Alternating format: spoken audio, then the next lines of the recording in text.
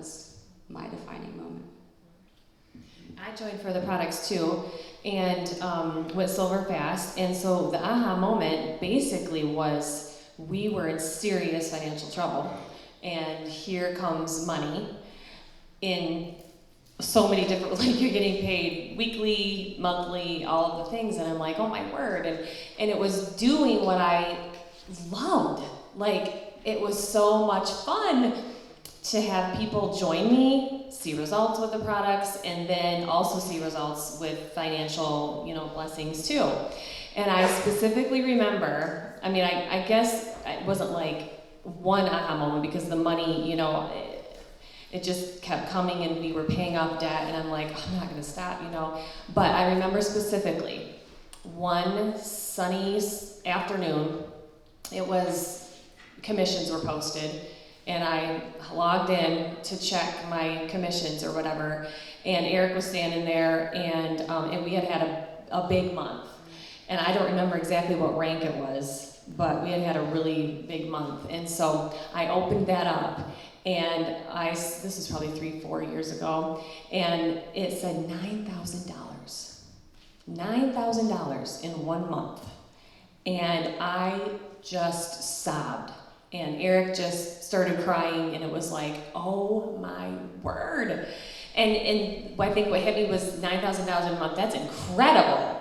But it was doing something that was so dang fun and so dang rewarding and so inspiring. And just, where do you find a job like that? This is the best gig ever. So yeah, that was probably one of the moments where I really felt like, wow, what a blessing.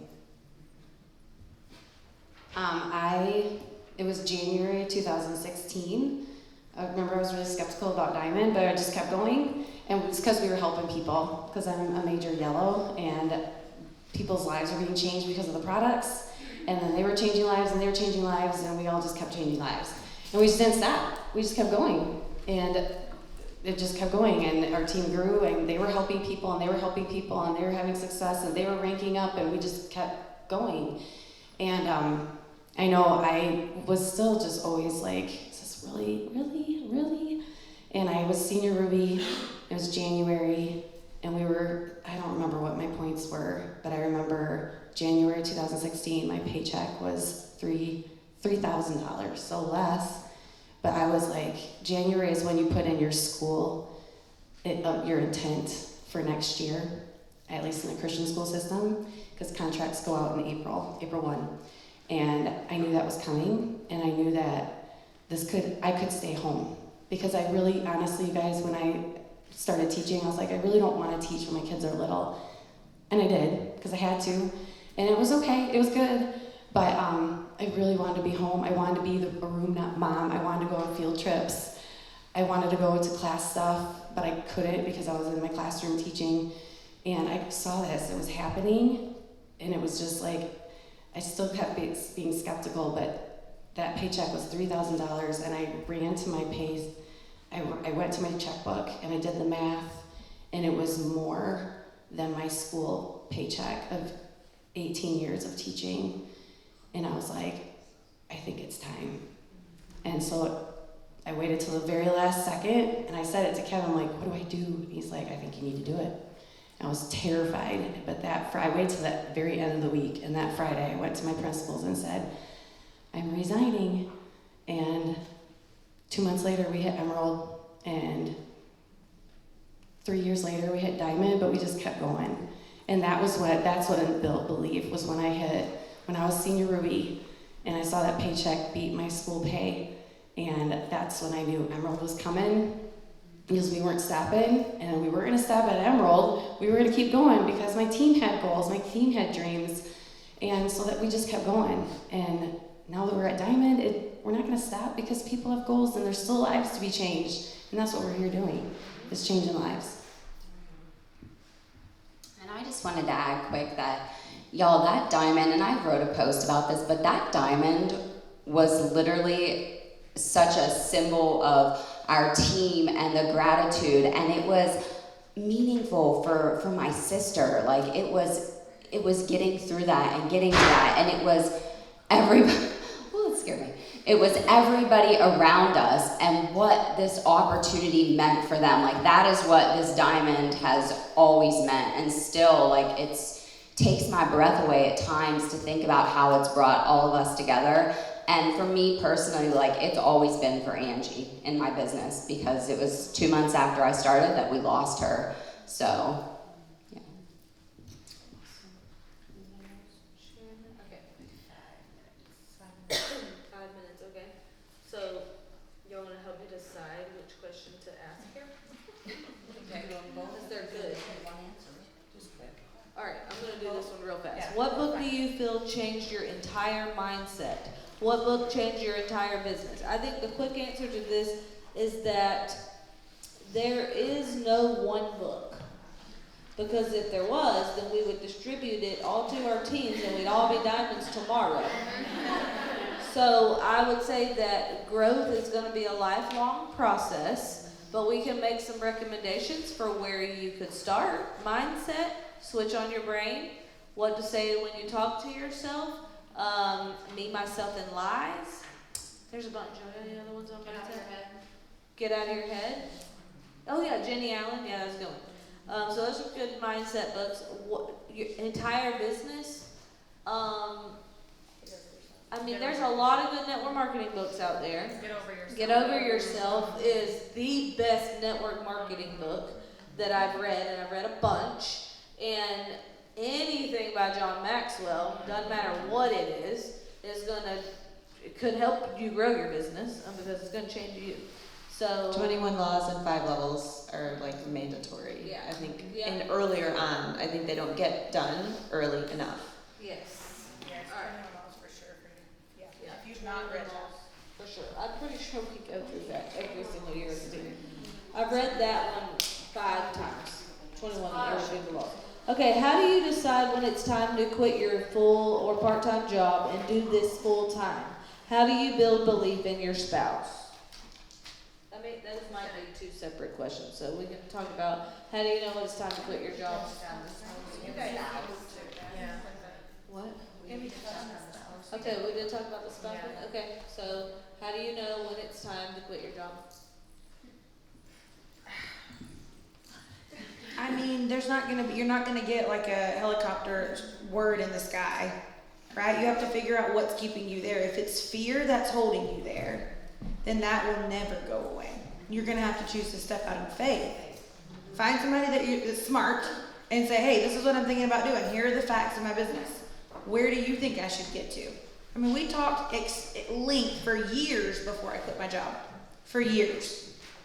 And there wouldn't have been a right or wrong answer that year. I could have taught another year. But what was keeping me there was not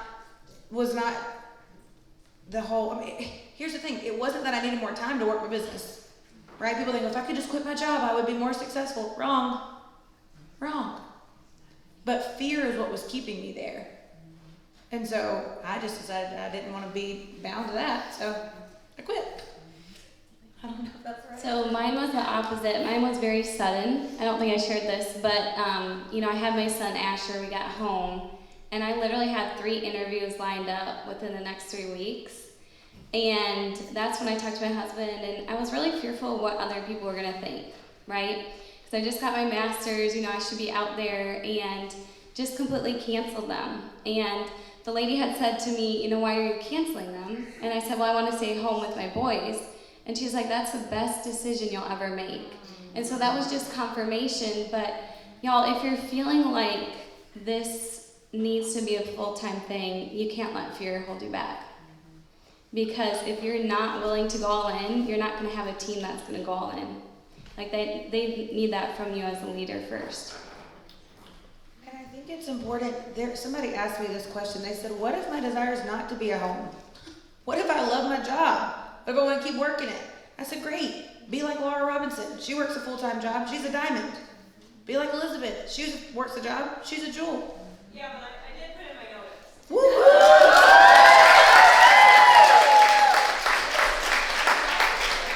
And here's the thing. If it's the love for your job that's keeping you there and not fear of what will happen if you leave, then stay.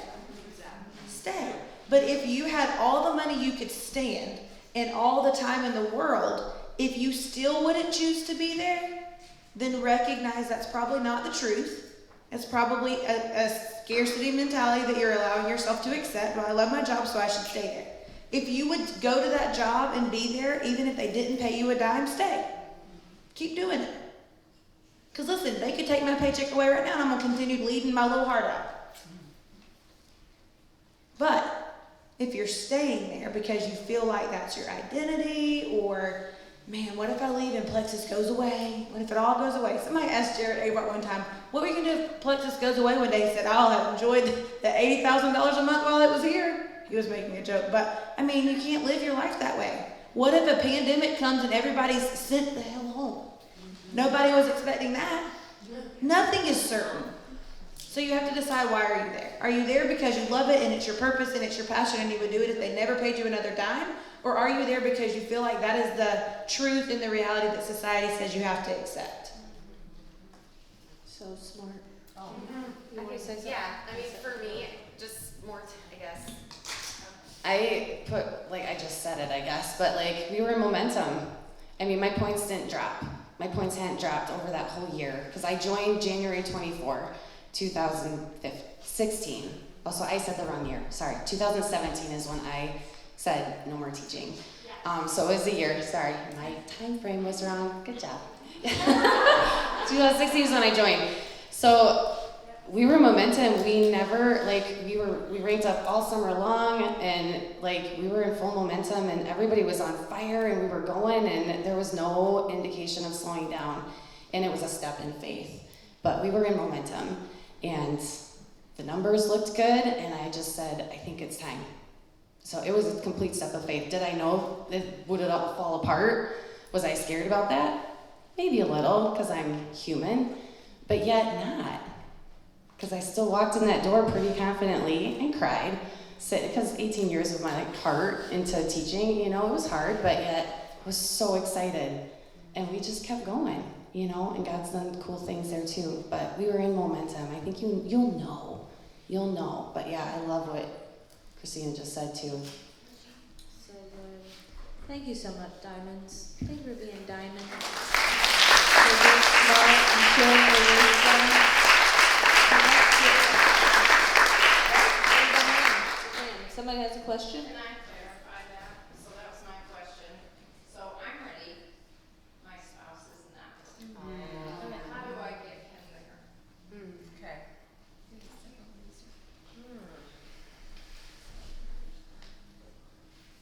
Give him to him that way. Right. Try and block him in. Why is he not ready?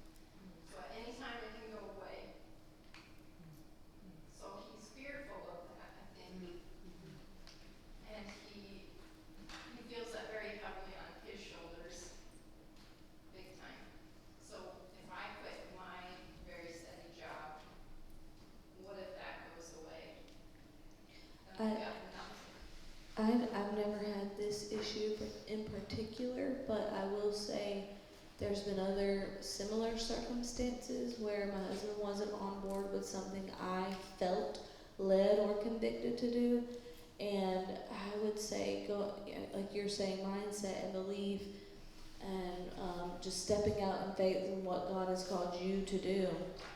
Knowing what God has called you to do is honor your husband. I would highly recommend you just spend a lot of time in prayer over it, and not like try to go against his will. That would not be wise. That's personally what I would do. I'm sorry, that's not like a business answer, but that's the best I know to answer. And I would communicate. Make sure he knows what you feel. Make sure he knows that you feel called to this.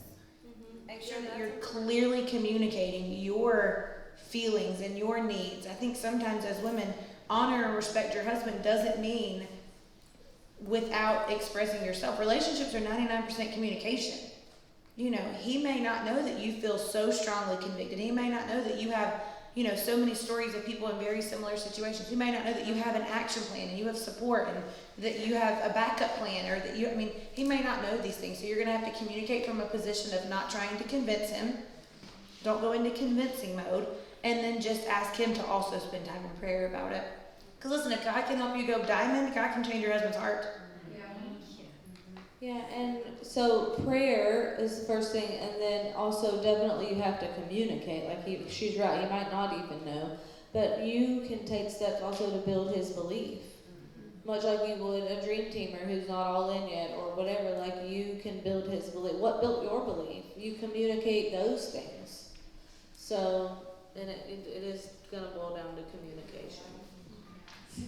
And really quick, I don't know how much you've communicated and stuff with him on those things, but not just that you want to do that, or like, obviously you don't want to do it just because you don't want to work. So what does that truly mean to you? Like, your why that makes you cry right now, like, have those conversations, you know, why does this mean so much to you, on what you want to do with it and what you want to impact and where the dreaming goes and what you can do in the future.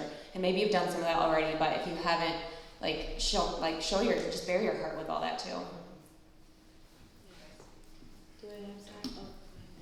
Okay, I'm stepping out here. If you know my husband, he supported me 100% in Plexus. He was the one that told me to share, because I was like, how are we going to pay for this? And he said, why don't you do what Sal's doing? I'm like, okay, well, I can post on Facebook. So I did. And I just kept going. So he's always been behind me with Plexus, but there's been other things. So before that, my husband's a newer Christian, or he was a shaky Christian. And we were just in different places with our faith journey. I'm rock solid. It's just who I am. And I wanted to go to Africa. This has nothing to do with Plexus, okay? So I totally respect you need to honor your husband, 100%.